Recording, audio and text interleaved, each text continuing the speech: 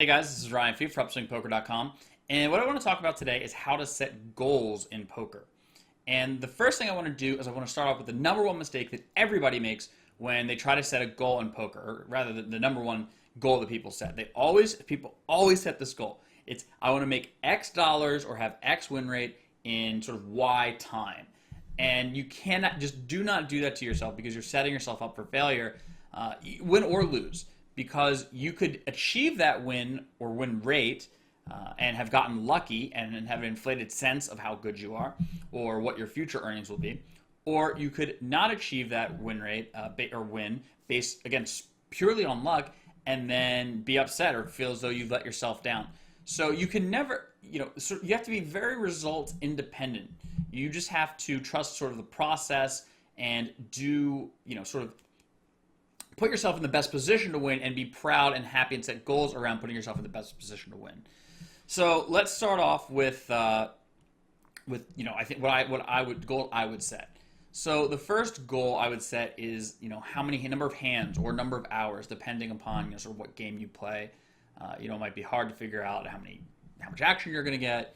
But the first thing you want to do is you want to commit to a certain amount of play. And the thing about that is that you can't, it can't just be like, well, I'll, sort of procrastinate and then play a bunch all at once, or, I'm going to set a really lofty goal.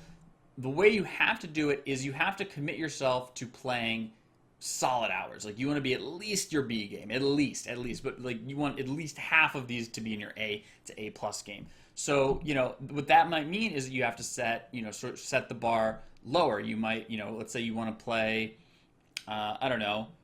200 hours in a month, but you can only do about 160 where you're really bringing the thunder. You're just gonna have to bring down that expectation. There's no real way around it. Time and time again, I've seen people sort of overextend themselves and they burn out, or they don't play well. They end up not making money. They're miserable. Your happiness, and sort of not grinding yourself to the bone, not having your self-worth in the balance is sort of very important to just your overall life and definitely overall success in poker.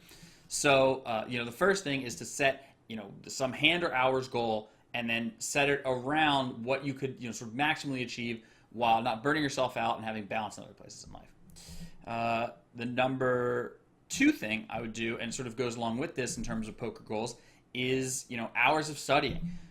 This could be watching a Twitch stream, watching some YouTube videos, surfing a poker forum, or checking out the Upswing Lab, where there's just like a ton of content.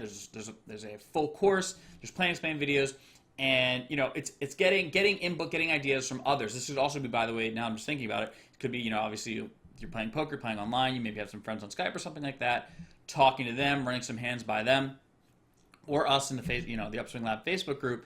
Is a potentially great way, or is not potentially, it just is a great way to learn, get new ideas, and sort of kick them around and sort of reflect on your play. The third goal, or one of the sort of the Ryan Fee third goal, would be reviewing your own play. So what I normally do is, as soon as I get my hand history, so normally right after, but sometimes I'll postpone it to right before my next session, I'll go through all my hands. I'll go through all the hands that I thought were interesting, or hands that I want to review. Like, how did I play this hand? Is everything okay here? You could maybe then take that and then put it number two and send the hand over. But I think it's important to review all of your play. Sort of look through the meaningful or hands you want to reflect on after the session. Maybe mark them.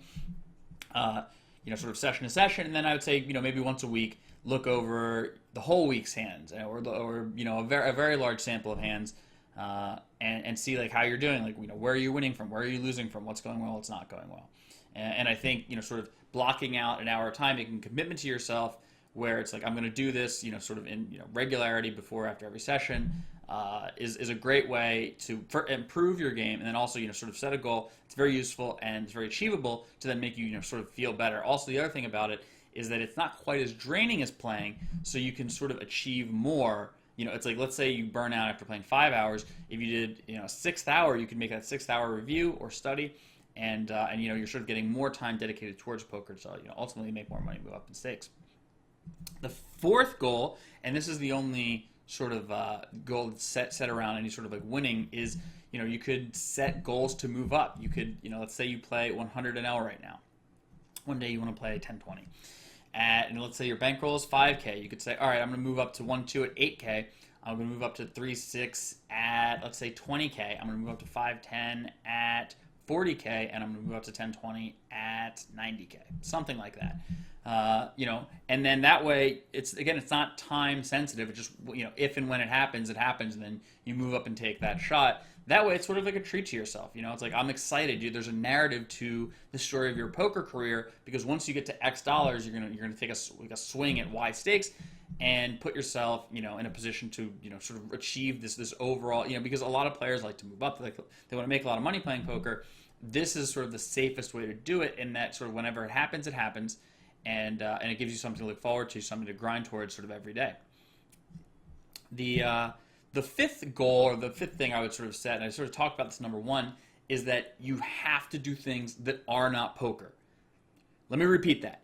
You have to play, or you have to have activities, things to do that are not just chilling in the house on your laptop, grinding away, or surfing poker forums. You have to get out of the house. You know, I've certainly been, over the years, very guilty of this. Of just wake up, play all day, go to sleep, and sort of, you know, do the same thing over and over again.